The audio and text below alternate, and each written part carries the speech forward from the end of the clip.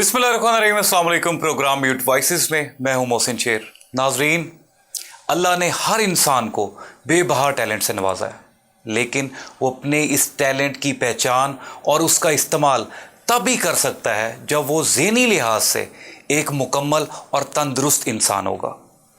जी हाँ नाजरीन, आज हम बात करने जा रहे हैं मेंटल हेल्थ पे। ये क्या है और ये क्यों ज़रूरी है, और इस मौजू पे बात करने के लिए हमारे साथ मौजूद हैं डॉक्टर अलिशबा हानिया, जो कि पेशे के एतबार से एक साइकोलॉजिस्ट हैं और institute of southern Punjab Multan में साइकोलॉजी डिपार्टमेंट में बतौर असिस्टेंट प्रोफेसर अपनी खिदमात सर अंजाम दे रही हैं। इनसे बात करते हैं और उठाते हैं हकाइक से पर्दा। आइए मिलते हैं डॉक्टर अलिशबा हानिया से। अस्सलाम वालेकुम मैडम। वालेकुम अस्सलाम sir. First of all madam, welcome to the show. आपने अपने कीमती टाइम से टाइम निकाला। हमारे नाजरीन को, व्यूअर्स को बताएं कि बेसिकली मेंटल हेल्थ क्या होती है और ये क्यों ज़रूरी होती है। जब आप बात करते हैं ना कि मैं कोई जॉब करता हूँ या अपना इंट्रोडक्शन देते हैं, तो वी नेवर फोकस ऑन के हमारा एग्जैक्ट काम क्या है। हम कहते हैं मैं यहाँ जाता हूँ, सुबह उठता हूँ, मैं यहाँ ये जॉब करता हूँ। ये वहाँ पे कोई भी बात हम ऐसे नहीं कर रहे होते जहाँ पे हमारा ब्रेन इन्वॉल्व हो। जो बात हम एक्सप्लेन कर रहे होते हैं वहाँ हम टोटली अपनी फिजिकल मजदूरी को एक्सप्लेन कर रहे होते हैं। ठीक है।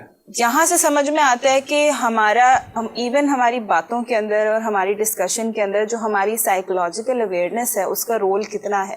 वी नेवर फोकस ऑन के मैंने कितनी तवज्जो दी आज काम के ऊपर, मेरा ध्यान आज पूरे दिन के काम पे कितना था, कितना नहीं था। ये चीज़ें हम बिल्कुल ओवरलुक कर देते हैं।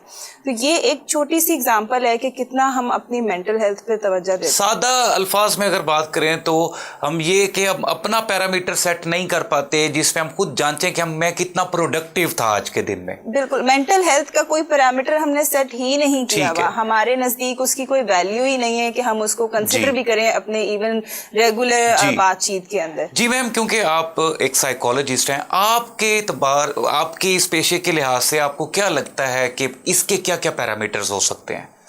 मेंटल हेल्थ के पैरामीटर्स सबसे इम्पोर्टेंट चीज़ ये है कि we have to focus on के अगर एज एन इंसान हमें इस दुनिया में भेजा गया है, कोई सलाहियतें हमें दे के भेजी गई होंगी।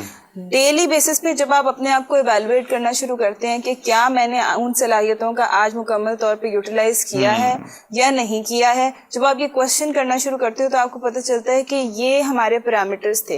फिर जब आपको लगे कि एक दिन मैंने ये काम किया है, दूसरे दिन मैं वो काम नहीं कर सका, ठीक है, या मेरा फोकस नहीं था, या मैं तवज्जो नहीं दे सका, या मैं कॉन्शियसली उस काम को मुकम्मल नहीं कर सका, तो ये चीज़ें हमें बताती हैं कि मेंटल हेल्थ या हमारी साइकोलॉजिकल जो चैलेंजेस हैं वो आना शुरू हो गए हैं। ठीक, मतलब हमारे जो डेली स्केड्यूल है, जो हमारी डेली रूटीन है, डेली करने के काम है, जब वहाँ पे फंक्शनल डिस्टर्बेंस आनी शुरू हो जाए तब हमें तवज्जो देनी पड़ती है कि there must be a background psychological challenge that is hindering, जो अफेक्ट कर रहा है हमारी डेली रूटीन को। इसलिए वो पुराने बुजुर्ग भी कहते थे कि रात को सोते हुए अपनी एक खुद एहतसाबी जरूर करनी चाहिए, ताकि बंदा इस एटलीस्ट उस पैरामीटर में रहे कि हमारी मेंटल हेल्थ किस पोजीशन पे है इस वक्त। अच्छा, जाता है ना, बेहतरीन इंसान वो है जिसका गुजरा हुआ दिन आने वाला दिन गुजरे हुए दिन से बेहतर। जी मैम। अच्छा मैम, आपको पता है कि इस वक्त हम जिस भी सिचुएशन से हमारी सोसाइटी गुजर रही है, हर आने वाले दिन में मेंटल हेल्थ इश्यूज के केसेस बढ़ रही हैं। आपको क्या लगता है इसकी क्या वजह है? मेंटल हेल्थ इश्यूज के केसेस जो बढ़ रहे हैं उसमें बहुत सारी चीज़ें काउंट करती हैं, बहुत सारे फैक्टर्स काउंट करते हैं। अगर हम ग्लोबली एक चीज़ को देखें तो सिर्फ एक इंडिविजुअल इन्वॉल्व नहीं होता किसी इंसान की मेंटल हेल्थ के अंदर, वो एज अ सोसाइटी वर्क कर रहा है, तो उसकी सोसाइटी के बहुत सारे फैक्टर्स हैं।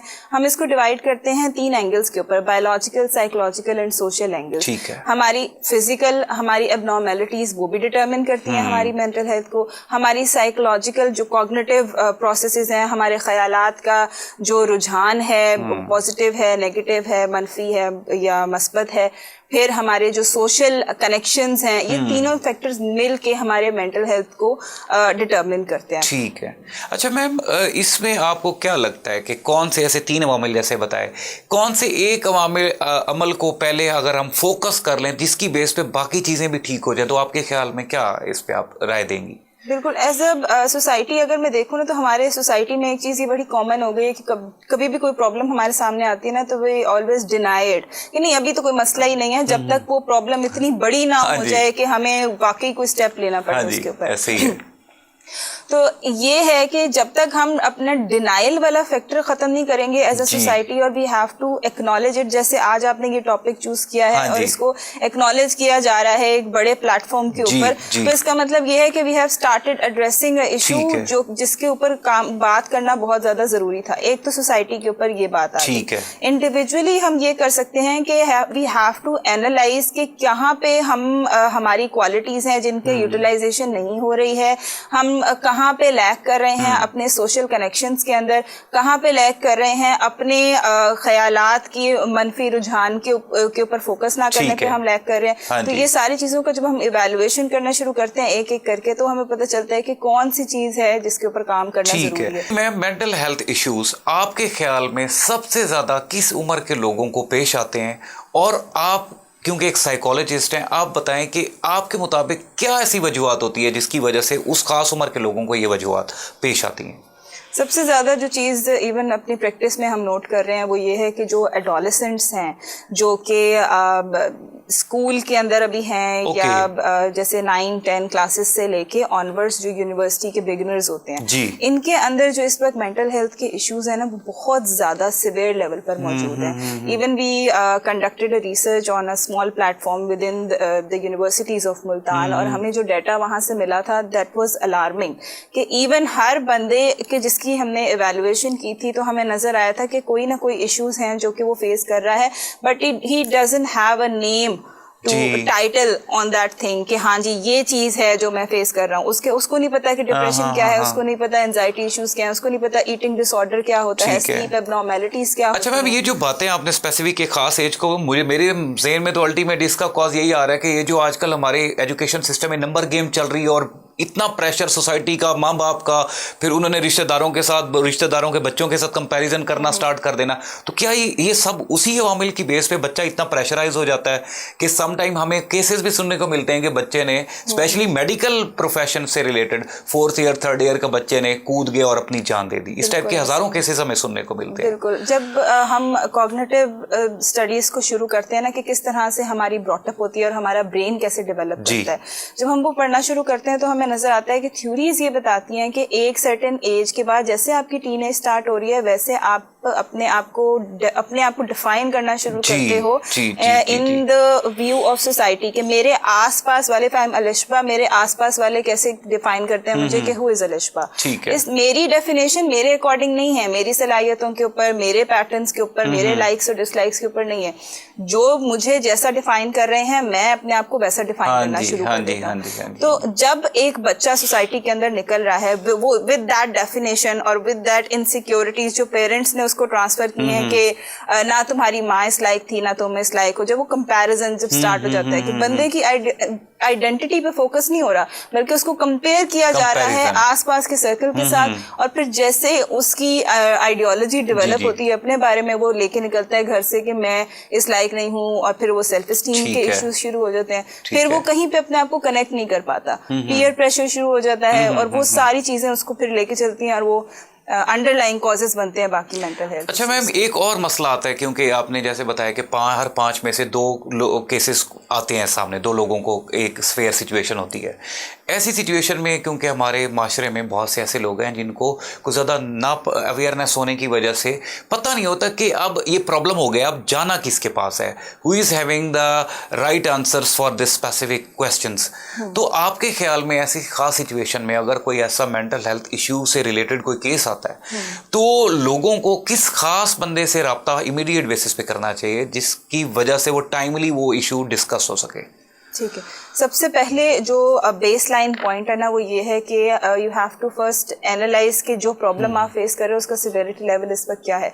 हम उसको जब इवैल्यूएशन करते हैं अपनी टेक्निकल टर्म्स में, तो हम उसको 3 कैटेगरीज में डिफाइन करते हैं कि जिस इशू लेके आया है बंदा वो माइल्ड है, मॉडरेट है या सिवियर है या वेरी सिवियर है, इन कैटेगरीज में हम उसको असाइन करते हैं। ये चीज़ कोई आम इंसान घर बैठ के अपने आप को इवैल्यूएट भी कर सकता है कि अगर फॉर एग्जांपल मैं कोई प्रॉब्लम फेस कर रही हूँ, फॉर एग्जांपल मेरी कंसंट्रेशन नहीं होती अपने काम के ऊपर, मुझे भूख लगना कम भूख लगती है, नींद डिस्टर्ब हो गई है, मैं ये चीज़ें अपने अंदर अगर देख रही हूँ, तो फर्स्ट अपने आप को इवैल्यूएट करें कि वो जो चैलेंजेस आप देख रहे हैं क्या वो आप अपने बिहाफ पे कंट्रोल कर सकते हैं। You try it for few days. क्या स्ट्रेस रिडक्शन से या कोई अपना डेली रूटीन चेंज करने से वो चीजें ठीक हो रही हैं? अगर नहीं हो रही और फंक्शनल एबनॉर्मेलिटी आपको ज्यादा फेस हो रही है, then you must contact a psychologist. फिर साइकोलॉजिस्ट आपको इवैल्यूएट करता है कि सिवियरिटी का लेवल इस पर क्या है और किस तरह के जो मैनेजमेंट प्लान है वो इसको प्रोवाइड करने जरूरी है। फिर अगर उसको लगता है कि सिवियरिटी ज्यादा है तो फिर अलॉन्ग विद साइकोलॉजिस्ट आपको रेफर किया जाता है साइकाइट्रिस्ट के पास, जो कि बायोलॉजिकली और साइकोलॉजिकली दोनों तरह से फिर मैनेजमेंट आपकी स्टार्ट हो जाती है। Psychiatrist will prescribe a medicine for that problem जो आप फेस कर रहे हो, और psychologist will deal it on a psychological level कि आपने किस तरह उसको कोप अप करना है ऑन इंडिविजुअल लेवल, कौन सी ऐसी टेक्निक्स हैं जो कि आप यूटिलाइज कर सकते हो डेली लाइफ के अंदर कि वो प्रॉब्लम जो आप फेस कर रहे हो उसको ठीक किया जा सके।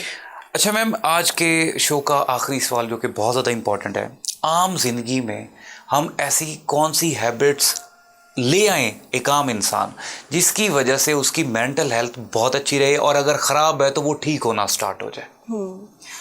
सबसे पहले तो डिनाई करना खत्म कर दें चीज़ों को, कि जैसे हम होते हैं ना कि हम अपने आप को इतनी वैल्यू नहीं देते, बल्कि उस चीज़ को वैल्यू देते हैं कि आसपास के लोग मेरे बारे में क्या कह रहे हैं। अगर मैं कहूँगा कि आज मेरे सर में बड़ा दर्द है, मैं काम नहीं कर सकता, तो बॉस मुझे कहेगा कि इसको तो आगे कोई और बड़ा प्रोजेक्ट देना नहीं है। तो आपने अपने सर दर्द को साइड लाइन रखा, उसको डिनाई कर दिया और आपने फोकस किया दूसरी प्रेफरेंसेस के ऊपर। तो हमारा जो अपनी प्रॉब्लम के ऊपर फोकस है वो नहीं होता। हम अपने आप को कभी प्रेफरेंस नहीं ठहराते। अगर मेरी नींद डिस्टर्ब है तो मैं कहूंगी चलो मेरी नींद से तो किसी को कोई मसला नहीं हो रहा, कोई नहीं कह रहा कि अलिशबा की डेफिनेशन खराब हो गई है तो मेरी नींद पे काम करना इतना जरूरी नहीं है, मुझे इसको डिनाई करना चाहिए। तो पहली चीज कि आपको अपने अंदर से ये डिनाइल खत्म करना होगा। You have to address the problem when it is occurring. जब वो सामने आ रही है तब आपको उस पर काम करना शुरू करना होगा, क्योंकि अगर टाइम गुजर गया तो फिर एक प्रॉब्लम और क्रिएट होगी, फिर आप साइकोलॉजिस्ट के पास जाओगे, फिर आप साइकाइट्रिस्ट के पास जाओगे, इवेंचुअली आपको काम करना ही पड़ेगा उसके ऊपर। तो you have to address the problem when it is occurring. ठीक है ma'am. Ma'am thank you so much, आपने टाइम दिया, आपने इस पे बात की। आई मस्ट से कि आपके इस शो में आने से पता नहीं कितने लोगों के सवालों का जवाब मिल जाएगा। Once again thank you so much. Thank you so much. जी नाजरीन, आपने डॉक्टर अलिशबा हानिया साहिबा की बातें सुनी। इन बातों को आपने सीरियस लेना है और आपके इर्द गिर्द अगर कोई ऐसा केस आपको नज़र आता है जिस पे इस टाइप की चीज़ें नज़र आती हैं, जिसमें आपको लगता है कि उसको मेंटल हेल्थ के चैलेंजेस का सामना करना पड़ रहा है, तो प्लीज़ आप उसको हेल्प आउट करें, ये प्रोग्राम दिखाएं और इसके बाद एक ख़ास साइकोलॉजिस्ट से रब्ता करें ताकि वो बंदा दोबारा बैक टू नॉर्मल लाइफ हो और अपनी ज़िंदगी में ना सिर्फ अपने लिए आसानियाँ पैदा करे बल्कि दूसरों के लिए भी कारआमद साबित हो। मिलते हैं एक और प्रोग्राम में एक और अहम मौजू के साथ, क्योंकि बात तो करनी होगी। तब तक के लिए अल्लाह हाफिज़। पाकिस्तान जिंदाबाद।